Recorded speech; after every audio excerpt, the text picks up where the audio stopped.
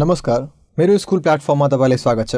यस भिडियोमा हामी मनासलु कन्जर्भेसन एरियाका बारेमा पढ्नेछौँ, जुन कि हाम्रो थर्ड कन्जर्भेसन एरिया हो। So this conservation area was established in 2055 BS। So यो कन्जर्भेसन एरिया हाम्रो 2055 साल विक्रम सम्वतमा एस्टाब्लिश भएको थियो। So this is extended up to the northern part of Gorkha district. So यो एक्चुअली हाम्रो गोरखा डिस्ट्रिक्टको नर्दर्न पार्टसम्म एक्सटेन्डेड छ। यहाँ बेसिकली जियोग्राफिकल लोकेसन के छ त्यस मनासलु कन्जर्भेसन एरियाको, त्यसको बारेमा डिस्क्रिप्सन छ।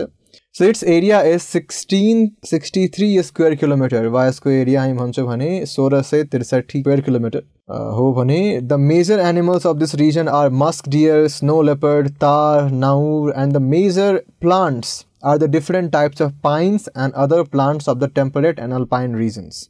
ओके, सो हामी यहाँ हेर्छौँ भने यहाँ मेजर एनिमल्स जुन छन् यस कन्जर्भेसन एरियामा ती हुन् मस्क डियर, स्नो लेपर्ड, फेरि यहाँ डिफ्रेन्ट इन्डेन्जर्ड एनिमल्सहरू नै छन् भने तार, नाउर भने मेजर प्लान्ट्सहरू भन्दाखेरि pines and other plants of temperate and alpine region, किनभने यस एरियामै हाम्रो टेम्परेट र अल्पाइन हाम्रो भेजिटेसन हुन्छ, त्यस कारणले यहाँ तिनीहरूको नै डिफ्रेन्ट प्लान्ट्सहरू छन् भने यहाँ मेन एट्र्याक्सन यस कन्जर्भेसन एरियाको हाम्रो मनासलु माउन्टेन नै हो। एक्चुअली माउन्ट मनासलु हामी यहाँ इमेजमा हेर्नु पर्दा माउन्ट मनासलु हाम्रो यहाँ पर्छ। यहाँ डिफ्रेन्ट अझै माउन्टेनहरू छन् तर हामीलाई तिनीहरूसँग मतलब छैन, हाम्रो माउन्ट मनासलु यहाँ पर्छ। ओके, सो यसरी हामीले यहाँ मनासलु कन्जर्भेसन एरियाका बारेमा बुझ्यौँ, जुन कि हाम्रो तेस्रो कन्जर्भेसन एरिया छ हाम्रो लिस्टमा।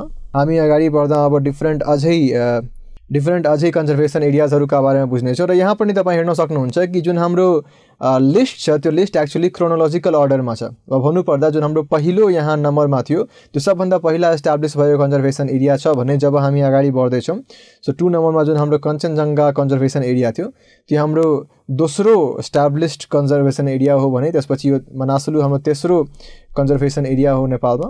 त्यसपछि अगाडि बढ्छौँ भने नेक्स्ट जुन हाम्रो छ कृष्णसार कन्जर्भेसन एरिया, त्यो हाम्रो चौथो कन्जर्भेसन एरिया हो नेपालको। त्यस्तै हाम्रो पाँचौँ र छैटौँ पनि क्रोनोलोजिकल अर्डरमै छन्।